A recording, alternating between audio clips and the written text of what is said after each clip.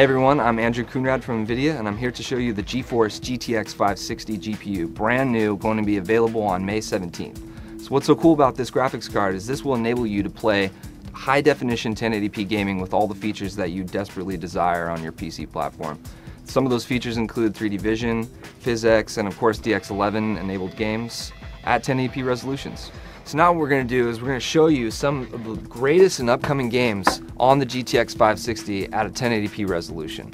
So first we're going to start with Duke Nukem Forever. I know you're all very excited about that. And then we have a really big secret coming up here with Alice Madness Returns, as well as Rift with all the goodies turned up at 1080p resolution. Alright, so the first title we're going to look at is Duke Nukem Forever. I know that a lot of you guys have been waiting for Duke Nukem for almost 12 years. I have been myself. But what's really cool about the PC version of Duke is that it is exclusive to being able to play Duke in 3D.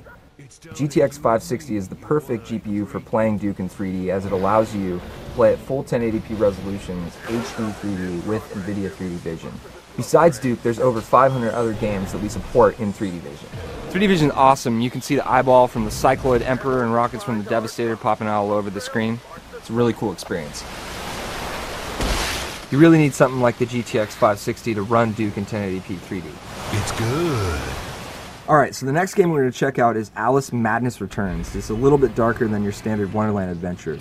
But what's really cool about Alice is PhysX. And PhysX is NVIDIA's physics technology that allows us to do a lot of really interesting volumetric, particle, and physics effects in a game on the GPU that wouldn't be possible if rendered on the CPU.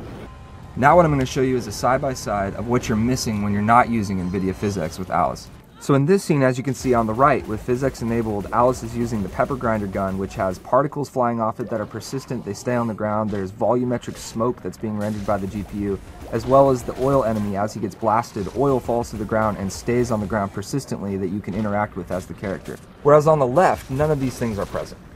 You really need a GPU like the GTX 560 to get all these awesome physics effects.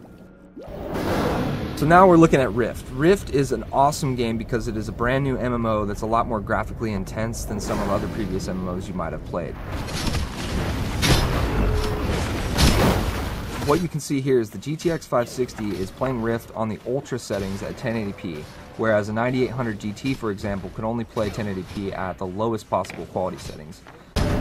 During this intense scene here with this boss battle, you can see that the GTX 560 is running at 68C. You're getting 41 frames per second on average and about 40% fan speed. Not only is that cool and quiet, but it's also beautiful. Alright, so that was a quick glimpse of the GeForce GTX 560 and all the power that it holds for high definition 1080p awesomeness gaming. The card is going to be available on May 17th. If you want more information on the graphics card, you can go to geforce.com and check out all the things we got there for you. Alright guys, thanks for coming by.